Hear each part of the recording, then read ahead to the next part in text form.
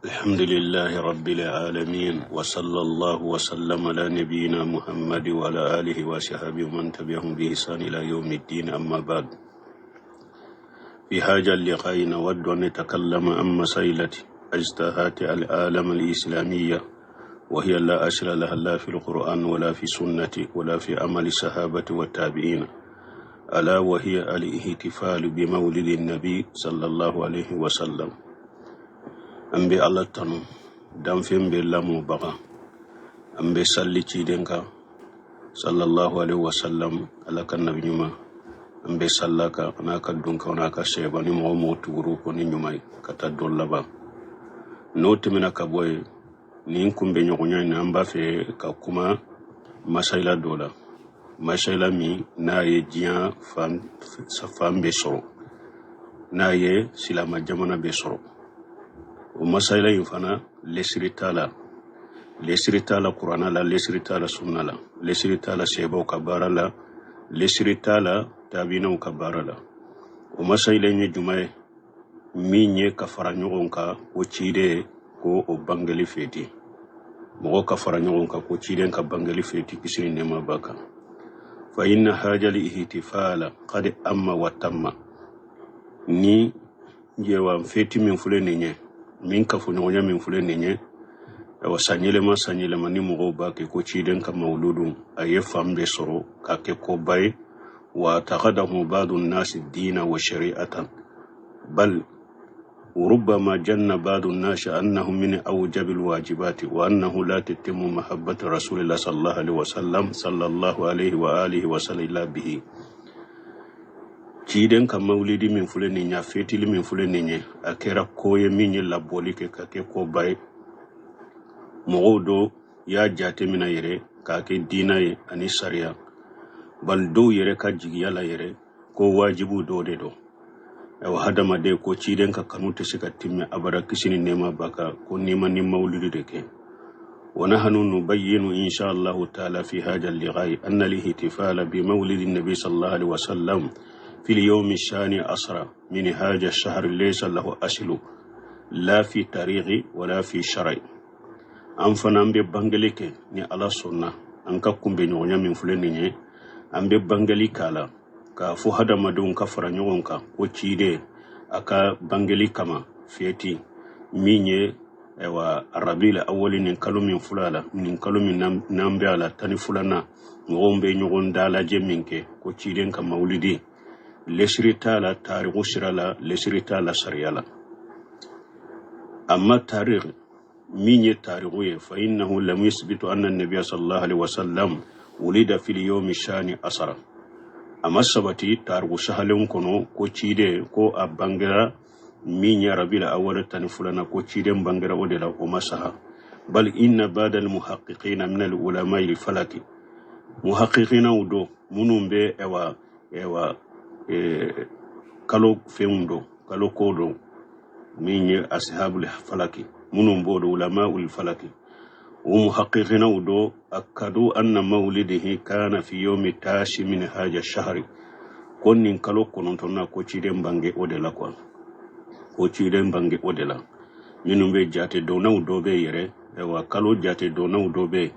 donc ulu ya yira ka fo ewa ciden bangera nin kalo atile konontonade waqtalafa al ulama al mu'arriquna al qudama ala nahwi sabat aqwal aw sittat aqwal fi ta'yin yawm mawlidi haja min nahiyati tarikhiyya min ye tarikhu tigu doni ke baga tarikhu tigu min muntemena ka koro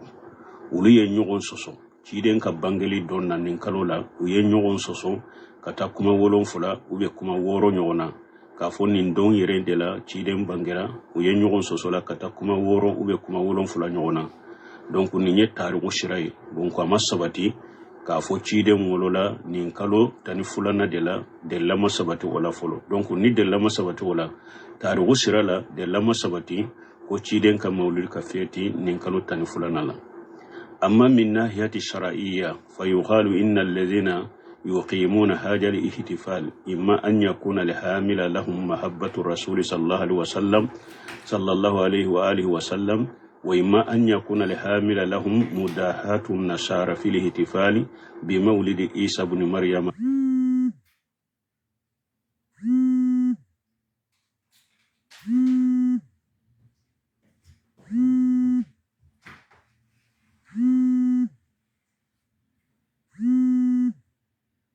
عليه الصلاة والسلام، وإما تكون هذه عادات الدرج عليها منهم به وسريا فني فنفنلا أنبه فو منهم به مولدي نوبه أو أفيتي نوباك إما دو نوبو وبافور منبو ولبلا كليلا تيدن كانوا صلى الله عليه وسلم إما من دو بلا كليلا نصر الله دغه ومن لسرون ube fara ɲɔgɔn kan isa ka bangeli feti la donc dɔw fana bɛ ciden ka bangeli feti kɛ nasara ladigɛ de kama imma minnu bɛ mawlidi ka dɔw fana bɛ u b'a kɛ laada de dɔrɔn anw ka laada don an n'a dalila donc mawlidi kalaw donc ni parti saba ɲɔgɔnna de don wala dɔw b'a kɛ olu ka laɲini ko wa ciden kanu de don imma dɔw fana b'a kɛ ko u bɛ nasara ladigɛ de la u bɛ dɔw b'a kɛ ko laada do dɔrɔn derela la. فما الاحتمال الأول وهو أن يكون الحامل لهم على ذلك محبة رسول الله صلى الله عليه وسلم فنحن نقول إن محبة رسول الله صلى الله عليه وسلم فرض على كل مؤمن بل يجب على كل مؤمن أن يقدم محبة رسول الله صلى الله عليه وسلم محبة كل بشر وأن يقدم محبته ولا محبة نفسه وولده ووالده والناس أجمعين ولا يتم الإيمان إلا بذلك. Bon,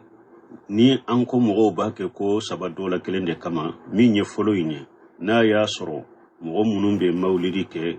wa k'olu b'a kɛ ciden de kanu kama sallallahu alaihi wa sallam anw b'a f'u ye k'a fɔ ciden kɔni kanu o ye farida de ye mumini bɛɛ kan bali a wajibira hadamaden kelen kelen mumini kelen kelen kan i ka ciden kanu i ka bila hadamaden bɛɛ ka kanu ye i ka ciden kanu bila i yɛrɛ ka kanu ye ciden kanu bila i denw ka kanu ye ciden kanu bila i bangebagaw ka kanu ye ciden kanu bila hadamaden bɛɛ ka kanu ye donc limana tɛ se ka dafa abada ni mo de kɛ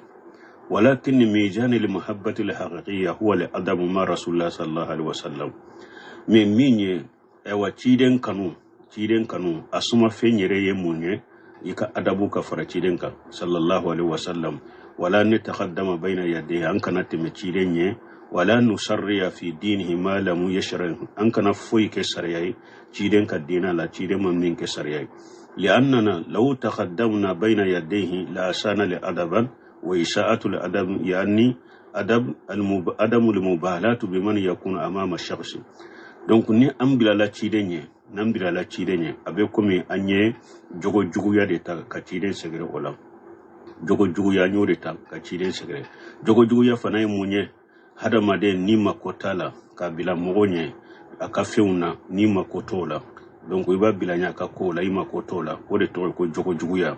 donc ni mo min ko ibe ciden kanu donc ite bila ciden nye ko ite fendo aka sariya la min tala ite bilanye ni bila la ciden nye doro ye jugo jugo ya ka ciden segre ولو سرعنا في دينه ما لم يشرعه لكان في حاجة قدهم في تبليغه لأمته صلى الله عليه وسلم نان يفنك سريا ciden ka sariya kono nan ye fenke sariya ciden ka dina kono ciden man min ke sariya ni nye de donc an ye ciden yere ka ciden la sirili akan manton manyo de lagosi quoi parce que abe comme an ya yira ko ciden man la sirili ke ka sha dama an de bena to dafa mafasidul bidai donc an be min fo bidia fana bidia ciyali munun be dina bidia la wana hanu ne takallamu alana anil bidai min haythu hiya an bena kuma bidia yere minye ومن هذه احتفال بالمولد بيديا دوي مونيه هذا ما دون كفر نيون كو تشيدن كبانغلي فيتي وي بيديا فاي انسان يحدث بدعه فاننا نقول له انك واغ في ماشيه الرسول عليه الصلاه والسلام مغو فنا ني بيديا دو دينا كونو امبا فويه كافو ادو نا تشيدن سوسولي لكبا وفيما حجر منه في قول صلى الله عليه وسلم عليه الصلاه والسلام ني تشيدن يبالي منا يبينو كونو كبا ciden ko kisini nema baka wa iyyakum muhaddasatul umur fa inna kulla muhaddasat bid'atun wa kulla bid'atin dalalatu cire sallallahu alaihi wasallam akon bawma fin wo fenye ko kurai ayayire kulo sama ko kura be bidiya yawa bidiya be fili wa hajihi mafsadatu azimatu nin fana ye tinyali bere bade wa min mafasidil bidai abe bidiya tinyali wala annaha naw'un min ash-shirki bidiya fulan kafuya noniya dode do kama qala tabaraka wa taala kumi ala yariya fo chugumi am lahum suraka wa sara'u lahum min ad-din ma lam yazana bihi Allah ala ku yala jenyo de be ulu bolowa munu nye yawa sariya do ku ye sariya min ala majena yawa ni mogo ye bidiya do ta ka do dina kono abe komi e yere ye sariya do do dina kono sariya min ala majena yawa donc ye yere fara ala ka sariya lila wala yaghfa anna ash-shirka la yughfaru wa dogolente moshila fana ko fulan kafu ya kwala ta yafa kama qala Allah ta'ala inna Allah la yaghfiru an yushraka bihi wa yaghfiru ma duna zalika liman yasha'u komi ala yere yafo chomi akoni mogo ye fulana farale ala ka isharo ka ina shira Allah garale ala te yafima me junubu min te fulan kafu ya go yafa mogo ma min yajiya wa zahirul ayati al-karimatu ni aya bere ma min fulene nye aya yinyere ewa bangeli ba yirade anna shirka la yughfaru walau kana asqara ko fulan kafoya atayya fa harina kera fulan kafoya fitini de donc bidiya fulan kafoya noni ya de don bidiya chinyali do yeninye wa min mafasidil bidai bidiya chinyali do fana anna fiha sadda an sabilillah li anna li insana yastakhillu biha an li ibadati sabitati haqqan فما ابتدى قوم بدعة إلا أدوا من سنة ما هو مثلها أو أعجم منها بدا تشيلي دو بدا أبي هذا مدين سجى كبو على كسر دما بس هذا مدين ني يرسولاني بدا يمبي سولا كبو على باتو دما باتو من سباترا تشيا يرلا بدا يمبي سولا كبو ما وريا توركو ko mogo shima bidiya do dina kono aganta mogo shima bidiya do dina kono fo bidiya imbe ke sababu ye ka sunna do de cinya ibolo sunna mi na be ko mi bidiya nyogona ko mogo shite bidiya do dina kono fo bidiya imbe ke sababu ye ka sunna do de cinya ibolo bo sunna mi imbe ko mi bidiya ube sunna mi nyere akabo bidiya nye wa min mafasidal bidai abe bidiya ka ewa cinya liwula أنها تستلزم لخدها في رسول الله صلى الله عليه وسلم وأنه لم يبلغ ما أرسل به أبي بدأ تشيلو لا مغمين ببدأ كي أبي كمي يتشيل لغوسيتا كتشيل سجرة كافو تشيل ما أكتشيل نعم الله أو كان جاهلا به أبي كمي يباكي كايرا كوي باكي كبدأ منك كتشيل تونتا دودي نمو ببدأ دو دينا كونو بدأ تشيل دودي يباكي كتشيل دي لغوسي إكو أما tidenya min sher ndira ma ama lashe ama bellashe ek ba ke ka bidia min foko batore ya ba ko abe ko me ba ke kayira de ko de bena dina dafa tide ma min lashe e ba lashe o be abe ko me ba yira ko ba ke ka bidia min ke ni dina do de ko tiden tunta o do de wajhu zalika annana ijaba hasna fil qur'an wa sunna parce que la nyine munye bon anne nanye e wa qur'an laje أني سنة لجي لم نجد هذه البدع أنت نبدأ سراكم من مولود أنت سراكم فإما أن يكون رسول صلى الله عليه وسلم غير عالم به ونني قرآن لجي أنت إبا مولود يكون نني سنة لجي أنت مولود يكون دونك وبين يرى أبيكم ولا كوتشيرن تنتادور وهذا خدم فيه عليه الصلاة والسلام ويدي كتشيرن لبوشيد وإما أن يكون عالما وبي أمين ببديك إما أناك تشيدن تنبادور لكن لم يبلغها الناس أما لا شيء مغوما وإما تشيدن تنبادور أما لا شيء مغوما وهذا خده فيها إذا نمفنا لبوسلي دفنا كتشيدن سجرين في أنه لم يبلغ ما أرسل إليه كوباش ما في لا شيء مي ناتشيرا ناي ومن مفاسد البداية أبي بداية كاتشيال ولا أنها تنافي قول الله تعالى بداية أن ألاك كمات نغونتا ni ala ko al-yawma akmaltu lakum dinakum wa atmamtu alaykum ni'mati wa raditu lakum al-islam dina ni mo min ye bidia do dina kono e ko batode do ko baraji bala abe ko mi e ba ke kabin ke bidia yi aneni ayate nyogonta li anna muqtada shani al-mubtadi anna ad-din lam yakmul parce que bidia mo abe bidia min ke aka ke wale ba ke ko mi ka irade ko la ka dina madafa لأننا لا نجد هذه البدعة في دين الله بس كن بدعة من فلنا نابل على باك كاكي أو تني أو من دينا أو من بدعة ما سرو على كدينا كنا وإن كانت من دين الله على جامع هذا المبتدئ نا يسر نين دينا نين بدعة أبد دينا كنا كم نين بدعة تيجي أقلون فوتشومي وهي لم تزاد فيها لم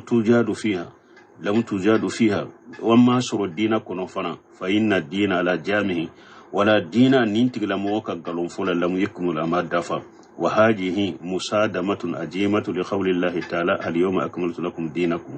أو أنني غشي لبادي نابي ألك آية غشي آية مني ألك عليها كدين الدفع ومن مفاسد البداية أبي بداية كتشنالون أن مبتديها نجل نفسهم منجلة الرسول بداية مغفلة آية يرب لا تشيدن كبلاسير لا لأنه لا أحد يشرع للخلق ما يقرب إلى الله تعالى إلا من أرسله الله عز وجل parce que mɔgɔ si tɛ n'i bɛ se ka sariya dila danfɛnw ye min bɛ danfɛnw gɛrɛ ala la fo ni ala ye min ci masa min ka bɔ a kɔrɔtalen don wala nebiya bada muhammadu sallallahu alaihi wa alihi wa sallam na ɲuman fana tɛ ciden kɔfɛ na ɲuman tɛ ciden kɔfɛ donc ni e ye bidiya don diina kɔnɔ e ye ko komi sariya don donc i yɛrɛ bila ciden ka place la fa hajal leji abtada ka annahu bil lisani halihi yaqul donc ni mɔgɔ min ye bidiya don diina kɔnɔ a tigilamɔgɔ a bɛ kuma ka lahala b'a kɛ k'a fɔ de innahu yusarri'u linnasi ko ale b'a kɛ ka sariyaw don dila mɔgɔw ye ma yuqarribu ila Allah min b'u gɛrɛ ala la wa hadhihi tani annahu musharikun li rasulillah sallallahu alaihi wasallam fi risalati donc nin tigi a bɛ kuma ale ka lahala b'a kɛ k'a yira de ko ale faralen de bɛ ciden kan a ka cidenya la wa min mafasidil bidai abe bidia ka cinyalun la annaha qawlu ala Allah bila ilmi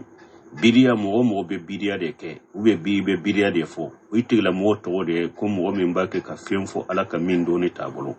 wa haja muharramu bi ijma'il muslimina o fana min fulen ni harama lendo silama be benaka qala Allah tabaaraka wa ta'ala alakum masamin qurtalendo masamin ahira kabwa qurtalendo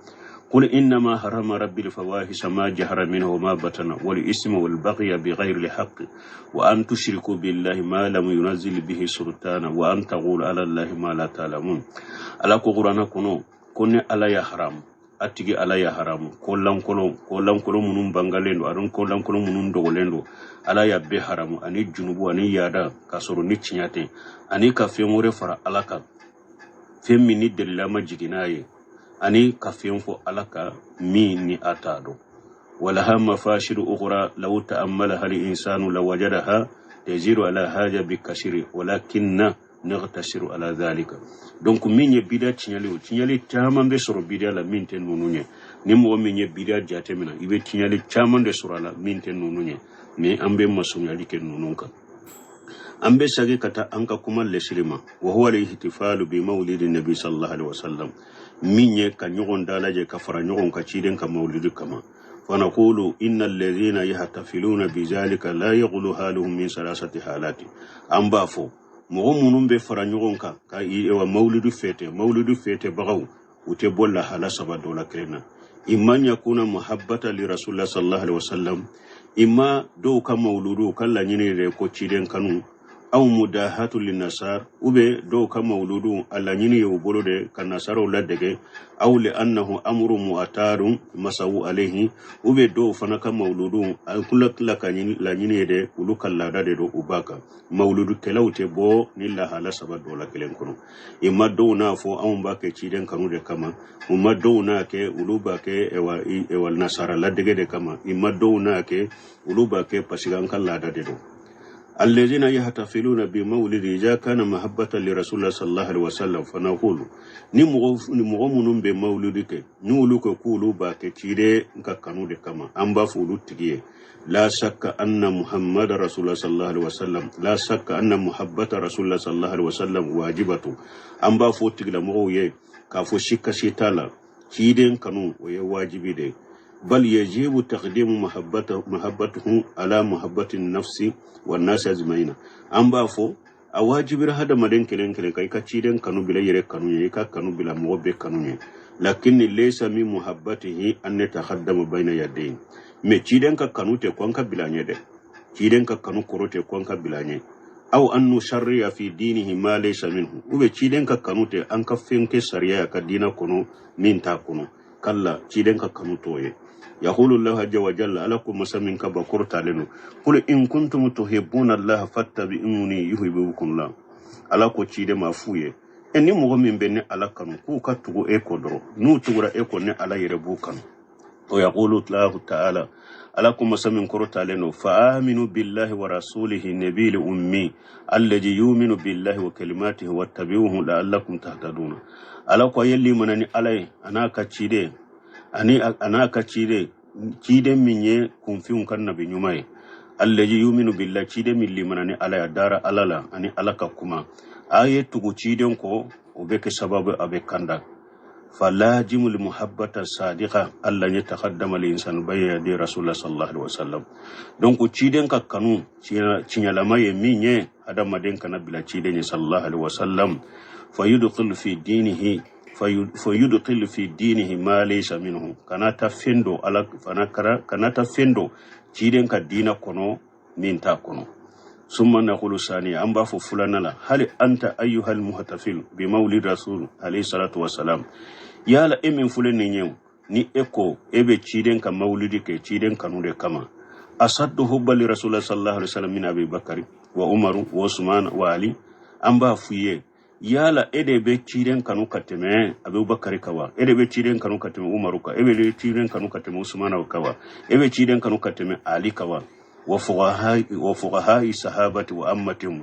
shebo ka e wadoni ke bawo mo famulen soni shebo ka fuqahau yala ede be ciden kanu katemu ka shebo to yala ede be ciden kanu katemu uluka ba wa immati tabi'ina min ba'dihim wa tabi'ina ani tabi'ina mununya na nyema tabi'ina mununna na shebo kofe yala ede be ciden kanu katemu uluka wa tabi'ina ko imamu na malik nuna nyona mununna na tabi'ina fana kofe yala ebe ciden kanu katemu uluka ba in qala an-nam fa huwa min akjabin nas nanye mo min yin kanina nako onho nebe ciden kanu kateme Abubakar ka mba kanu kateme Umar ka mba kanu kateme Usman ka mba kanu kateme Ali ka mba kanu kateme Shebau ka doni ke bawo ka mba kanu kateme Shebau to ka mba kanu kateme Tabina ka mba kanu kateme Tabina ka ni mo min nyen fo ewa atigiye mo be ka galon tigalai wayin qala la nako ai nete ciden kanu kateme nununka naqulu yasauka ma washahum donc amba foya wakati minje nunun wasa aki wasa ni te ciden kanu kateme nunun ka koni minyu la wasa okila wasa fa hal qamu ihtifala bi rasul alayhi salatu wassalam yala nunun ye ciden ka bangeli fetikewa yala nunun ye ciden ka bangeli fetika abadan umake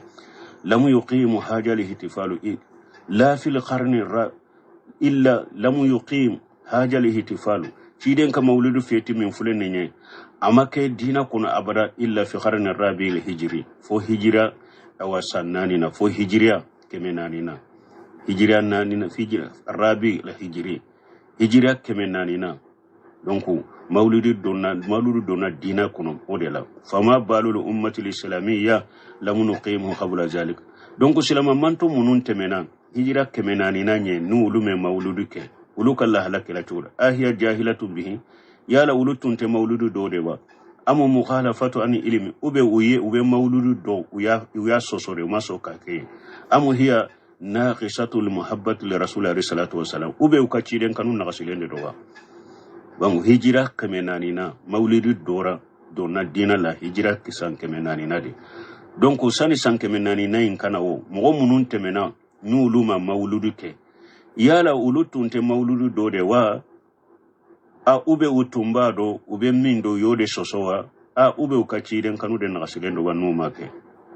summa naqulu salisa ukofi amba fo sabana iza kana zalika bidawa annaka tuhi dhikra rasulullah sallallahu alaihi wasallam ni mu'min ko fana ni be mauludu kede puro anka an hakili ka jigi ciden ka kola ka ciden ka kofo ka shira ko anka hakili ka jigala fa naqulu lahu amba fo otigila mogoye لا يكفيك ما تحيي به ذكر رسول الله صلى الله عليه وسلم في كل الله يكفيك ما تحيا به ذكر رسول الله صلى الله عليه وسلم في كل عبادتك ام بافو اوتيغي يالا ابي تشيدن كا كوسما من يانا مالك ايكا باتور بيلاو يالا وتي اي وسوا فكل عبادته هي احياء لذكر رسول الله عليه الصلاه والسلام باتو ني مؤمن باك اسلام باك تشيدن كا كوسما يانا مالي بالا لأن كل عبادة سرته الإخلاص والمتابعة لرسول عليه الصلاة والسلام parce que bato be asarti munye ki dusukun kala shalala ani idusukun kala shalai ani ka tugu cidon ko fa ija sa'arta wa anta tata'abbada lillahi ta'ala bihajani sarataini ni e yere yen nindo kafo e bake ka ala bato ni sarti fulade al ikhlasu lillahi min yeki dusun kala si alai wal mutaba'atu ani min yeka tugu cidon ko fa inna hadihi jikra li rasul alayhi salatu wassalam donc ni nyeci den ka posumade isini ne babaka lakin mali asafi me ka fara dimika kashiru minan nas la yawma hada menen chama de be bi yata'abbaduna allah bil ibadati ala anna haja huwa al amru li jari mo chama de be ube bato ke ulumanu nyana bato ni nye kodo de dro ewa komi bimbolore nimbe temenaite wa khalla man yatanabbahu ila annahu yusalli ikhlasa lillahi mo ka dogo mo min na be salli na ba hakili la ko be salli kan dusun kala shi alade o mutaba'ati la rasuli alayhi salatu wassalam mo ka dogo mo min salli tan na ba hakili la ko mbake ka ciren de ladde aw yatatahhara li zalika mo ka dogo fana ni mo min ba ka seniala na ba jate mina ko be seniya inke ni dusun kala shi alade o be seniya inke ka ciren de ladde وما أصبحه أن نونو نانيونا وإلا فكل إنسان يشعر هنا العبادة بالإخلاص والمتابعة لرسول صلى الله عليه وسلم ni ote hadamade ni ebe batoke alaye bato wakati ni yere bado ko ibe dusun kalasila alade ni yere bado ko ibake katugo cidende ko fa inna ibadatuhu ihya li zikra rasulullah alayhi salatu wassalam donc ika bato la nyine de ibake ka cide ibake ka cidon ko somade ثم نقول كفي أنبافو إن الله سرى لعباده ما تكون به ذكر رسول عليه الصلاة والسلام ala ye fem do ke sharia ya ka jonye min ciden ka kosuma bala bima huwa khairu min hajal leji turidu khairu wa ammu wasmal donc amba fo ala ye e wa fen do ke bato do ke sharia ciden ka manto ye ni ciden ka kosuma be mununa min kausa ni maulidi nunun keliye ewa ulla bonendo atmeni mauludu nunun kelika fal muslimuna fi kulli salati mafruda يؤلنون إيلانا بآل ما يكون من الصوت سلاما وفلين وكاسا فرد سلي لا وبي بانجليك وبي كانتا كبرناي كبانجليك أشهد أن لا إله إلا الله وأشهد أن محمد رسول الله في كل أجاني سلي ولي لا مغو بافو وكسلي ولي ولا فرد سلي ولي لا أشهد أن لا إله إلا الله وأشهد أن محمد رسول الله نمبفو سلي ولي بلا وليس يغتصر الليلة من الآن donc atiden ka kosuma min fune ni salli werela ninte ko mi samu ma ko su kelendo bal fi kulli ami nimbe sambe de la bal fi kulli yomi nimbe dombe de la tiden ka kosuma min fune ni ninte ko no ko sanyele ma su kelan kake nimbe sambe la be dombe de la wal muslimuna fi kulli salati yaquluna ashhadu an la ilaha illa allah wa ashhadu anna muhammada abduhu wa rasuluhu silama ukatahya kunona la ukasalli ukatahya kunona la ubake kafo kombe sharia bato fensite minka bato cheni ala kelempe ute muhammadu ala kachidende fahaja kafi fi ihya'i jikri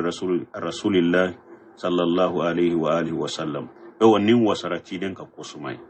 ni au do ko ko be mauludu ke chiden ka kosuma de koso ewa chiden ka bato min fuleni tahiyya min fuleni sallila ni wasara chiden ka kosumai واتباع الرسول صلى الله عليه وسلم وتخيل بسنته أكبر الدليل على محبته atugu ciden ko ani hada maden ka ke ciden ka sunna kono ninde yeddele le belewre ba yere ko ibe ciden fe wa kullama kana li insanu li rasul atba waqti ni hada maden kera ni ebe tugu ciden ko de kana lahu ahabba donc o de be ciden fe wa kullama kana ahabba mugo fana ye ciden kanu fa huwa lahu atba o de ba tugako asani an yafalu zalika mudahati lin nasari fulanna mugo dobe وبين مولدي كالنصارى ولدك فنقول إذا ثبت أن النصارى قد سري لهم أن يحتفلوا بمولد نبيهم عيسى عليه الصلاة والسلام أما فوي هرنا يا سورة سبترا كافون النصارى ولوكا إوا عيسى كمولد كافيتي فغير ورد شرعنا بخلافه أن كسرياننا نيوتناي هرنا يا سورة سبترا كو أدغران النصارى ويه uka isa ka maulidi fete an ka sariya yo fonko nyogonya fa hal na'khudhu bi shari'ati nasara am bi shari'ati muhammad alayhi salatu wassalam nan ka sariya ye isa ka sariya fonko nyogonya yala am ben nasara uta de mina wa ube am be ciden ka sariya de mina al jawabu sani bila sakki jabu ye mu nyambe fulana inde jabu ye fulana de am be ciden de ta ante nasara uta ta in qudira ala fardi allazi qad yakunu muhala na yasru ko ewa na yasru أنه من المسروق للنصارى أن يحتفلوا بميلاد المسيح عليه الصلاة والسلام نا ياسر misaliya min fana te do sika dok hakilila na ya soro sariya de do kon nasaraw u ka isa ka maulidu ku ka fete na ya soro o ye sariya de fa inna shari'atuna lam tarid bil ihtifal bi maulid rasulina sallallahu alaihi wasallam an ka shari'a manana nayi ko an kan ka cide akan maulidan ka fete hari na ya soro isa ta mauludi fete isa ka maulidu fete de bu ka sariya la misali min te do hakilire lo o yerete har na ya soro o yerebe donc an kan nabi nyuma akan maulidi delila mana kan ko fete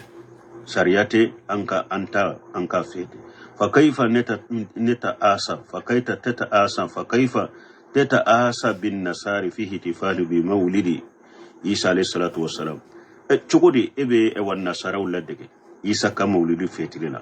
ولا تتآسى بأبي بكر وعمر وعثمان وعلي muete ewa abubakar ladege munna ibn nasaraw de ladege ita abubakar ladege ita umar ladege ita usman ladege ita ali ladege sebo kan famu ba wutu ladege sebo to wutu ladege silamo kan yemon sebo kofe munna etu lu ladege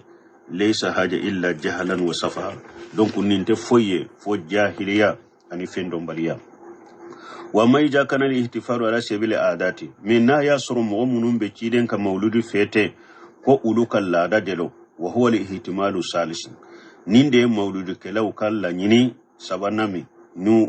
ambu ka mauludu la nyinu biluka annaha adatu masan nas alayhim na yasru luba ke kullu adade mugo na dalila mugo bennin ke ladade do fa inna naqulu an ba fulu tige al-ibadatu la tankhaliba adati bi istimrarin nas alayha alabaton o tese ka yele makka ke ladai ko pasige mugo ba ke kake ولو أننا أخذنا بذلك لكانت صلاتنا وصيامنا وحجنا وزكاتنا كلها عادات نا يحصر دي كوني مغود دليل منته وبفين يلما باتو يلما كاكل لاداي ambe salli mununke ambe sum mununke ambe hiju mununke ambe jaka mununke abetum be yelema kakel ladai wala ahadan yaqulu bihaja mawsifana teminye nunu ya noyafu walau fatahana haja albaba nantu nyenin dayin fana yele la kunna nusammi hadhihi alibadati alajimati taqlida wa adati nantu nyenin dayile fana hadama downye ko bato ke ko la dawde do donc bato chama otumbe yele makka ke hadama dawno na bilay ka ke la day o ma subha jalika ninu na nyona onesilu anha mana alibadati wa ruha donc antum be bato mina bato chama tumbe bato tumbe mina ala bato ni tumbe bwala na yasru bato ko yella da ko de yete summa naqulu هل العادات يحل فيها أن يذكر الإنسان رسول الله صلى الله عليه وسلم بما نهى عنه عليه الصلاة والسلام الجواب لا أنبافو يالي لادا كلا يري هل العادات يحل فيها أن يذكر الإنسان رسول الله صلى الله عليه وسلم بما نهى عنه يالا أبدغا مغوكا فين فول لادا كونوغا فين مني تيريني باليلي كالا أنبافو أي هل لادا كيتو تيريني باليلي كمينا أتدغا يكو فول لادا فهو عليه الصلاة والسلام نهانا البداية وچيدن فناي باليلك بداية بيديا نوكم مولودو لوبا كوكا لادا دو بيديا دو دو لادا من دو چيدن باليلك ناي وخالا چيدن كو كل بدعة الدلالة أكو بيديا بفلي ونها أن القلوء فيه وچيدن ينبالي فنا أنكنا دانتمي بيديا ينفنا كليلا والذي بلغنا من سير أما أن هؤلاء الذين يحتفلون بإيد المولد يذكرون من القلوب في رسول الله صلى الله عليه وسلم أسيرا ما مغمونون بي أو مولد فيته مغمونون بي مولد فيته وبي دانتمي تيدن كقسماليلا ما يشل إلى حد الشرك دانتمي من بيتا ولا سحر فلان كفويا يرما فنسمع أنهم يرددون ما قاله بوشيري أمبا أو أمي أسيرا ما أمبا أمي بوشيري البوشيري بوشيري يمين فو أكا بردا كنو في خشيدته بوشيري يمين فو أكا خشيدا كنو مغوچا منبو أو خشيدا أو أبو فو كما ولد كنكا يا أكرم الخلق ما لي من ألوذ به سواك عند حلول الحادث الأميمي إن لم تكن آخج يوم المآد يدي أفوا وإلا فقل يا جلة القدم نمبيت كريموني ubayu nimbaitu foka mauludula ko ya akramal khalq ko damfembe min kaboni damfembe mali man aluzu bihi ko mogo tembolo mogo min nimbi nyere sembala siwaka ni ete inda hululil hadisil amimi ni ewa ko nana ni asida ko nana asida ko munu nyella bolike mana ni ko jugu nana sembe yoro tembolo ni ete illa mu yakunu akhija yawmal ma'adi yaddi awa ko shagili do fana yawmal qiyamah do ko ni man ne mina nimbole afwa kayafa amma wa illa nu omake faqul ya jallatal qadam ikafo ko ne sembe cheni ne sembe cheni kabonkoro mana ba ko min kayira baituna ko chidende ulu ka sembe yoro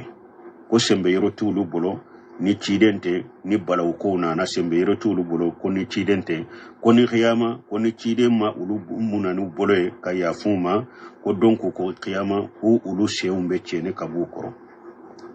hatta gala fokata bushairi ka baitula fa inna min judika dunya wa darrataha wa min ulumika ilmul lawhi wal qalami uyafo baitu kono fana ko ni ya ko ewa chide dinya ani dinya tana mun lagara ko jirni lagara ko ube sorolani chiden ka fonnan sira dode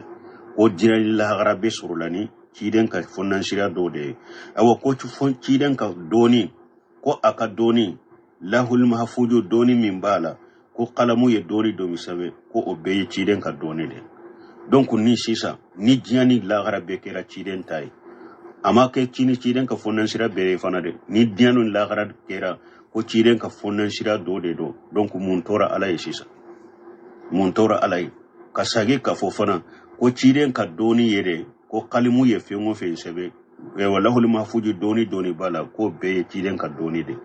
kasuru ala ko qur'ana kono qul la aqulu lakum indi khaja'inullah wala a'lamu al-ghaiba wala aqulu lakum inni malaku in attabi la ma yuha ilayya qur'ana kono ala ko ciden ka fo anye ko aleta fo anye ko ala kan nema awa marayoro kile bale bolo ko aka fo anye ko aleta ko dogolendo ko aleka ko aka fo anye ko aleta malikiyai ko aka fo anye ko aleta tugu foyiko ni wahawte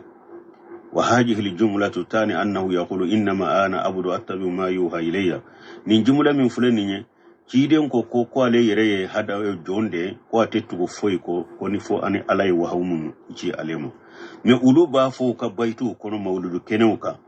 fa inna min judika dunya wa darrataha wa min ulumika ilmul lawhi wal qalami ulu be nin fo ka mawludu keneka ko jiya ani lagara ko o beye ciden ka fonnan sira dode wo ko ciden ka doni wallahu mahfuju doni min bala ni qalmu ye doni sebe ko de ciden ka doni wo be nin fo ka mawludu keneka wa balagna aida annahu yastami rijalu wan nisa fi makan wahidi ashiran mafana ko mawludu keneka ceni muso be de be nyaga mi nyona yoro kele wa yahsulu tasfiqi wa tarannimati bi aswati mukhriyati mushirati li sahwati mujibati li fitna ashera mafana ko mawludu keneka ceni muso de be nyaga mi nyona awa minye kulonye ani kulonye ani ewa kaun donkilu ni kaunye kamunun be hada madonka nege wule kani ani fitina wuye ulu de be mawlud kenewka o balagana ambadihum ma yu'addu safahan fil aqli ashera ma udobe ko doke ko min nunye naluma ya haklila kama huwa dararu fi din ko min toraru din la tugumi balagna annahum fi asna hadhihi sakrat konnu du ka shikiraina wala anni sakratul khamr droka shikra an la nyini to yede ولكنها سكرة الفكر نوبوكا اوا ميري وكتاشي نوبو وشكر لا في هذه الشكرة يقولون ني شكرا وبافوا كونو عليك السلام ويجمعون ان الرسول قد حضر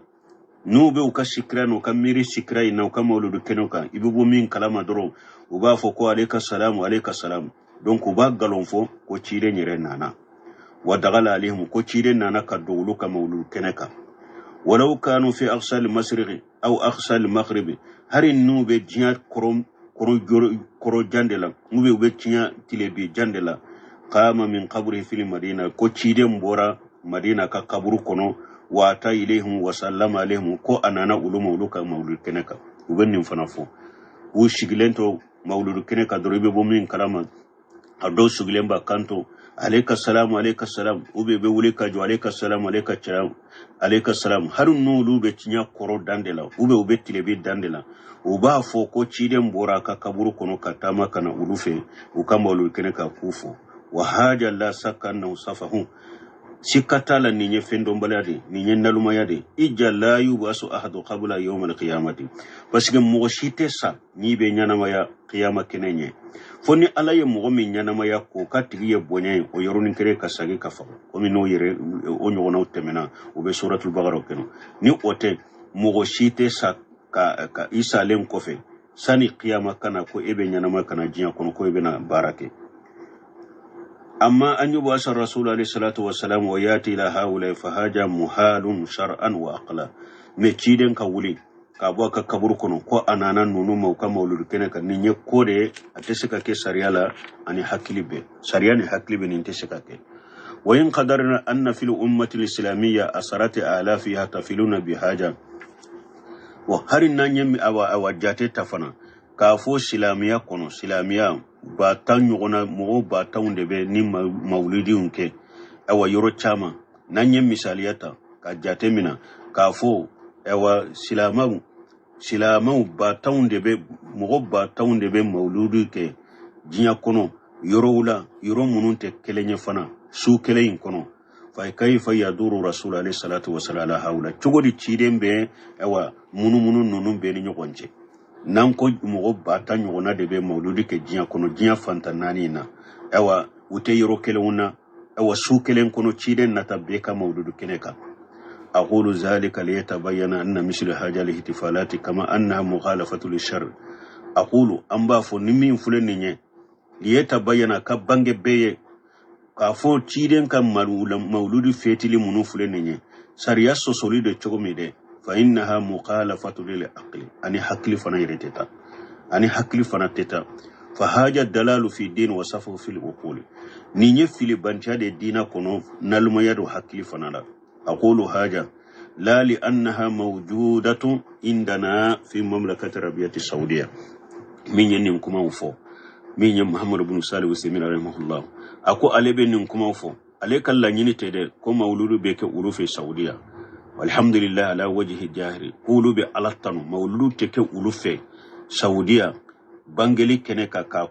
كاكي كو أبيه كما توجد في البلاد الأخرى كم نابد دغور ولا تشومي ولكن ليتبين لطالب العلم أكم عليه نفوده فوق جيا كالانديني حكم هذه المسائل ni مسائل من فلان نياكيري كبانغ كالانديني ولنقوم لحجة عليه أني ولتقوم لحجة عليه أني دليلك جو كالاندينكا أي على طالب العلم دليلك جو كالاندينكا بأن يؤلنها شريحة لغومه كالاندين بي نونون فوكو نيدي دليلك جيا إفناكا بانغي كمغوية بأن هذا ليس من شريعة الله كافوني مولدي من فلنيني أتي ألاك سريكم يعني يقاتب الناس معنى كتبا كلام مغوية كافو مغوية ويقول أنتم تشهدون أن لا إله إلا الله وأن محمد رسول الله ikafuye au be sheria ko bato fenchite ni alate muhammadu alaka bato fenchite min ka bato ce ni alate muhammadu alaka cirende wa iza kana la ilaha illallah fal hukmu lillah na ya surabin nin kuma min fo ko bato fenchite min ka bato ce ni alaka lemute wala kiru be ni alade tay wa in kana muhammadu rasulullah sallallahu alaihi wasallam na ya sur muhammadu rasulullah min fana bawdala ode ciye فشريعة رسول الله صلى الله عليه وسلم دونك سريا فنيتيدن كسريا دي فليس لنا أن نحكم بشيء إلا ما حكم الله به أتي دغا أوني أنك كيري كني فويني على ما كيري كني مني ولا نتبع بصرا إلا رسول الله صلى الله عليه وسلم أتي دغا أني أنك هذا مدين سيباتو نيتيدن تكسرين نما باكا هذا ما حببت أن يكون موضوع درسنا في هذا اللقاء tuma ibn Shemir rahimahullah ayen nunu fo donc akon nunun de yefenunye na tumbe akanu kamo hakiri jigi ula aka dersu nunun la ye dersu minken ko abi ala deli ala kan garjage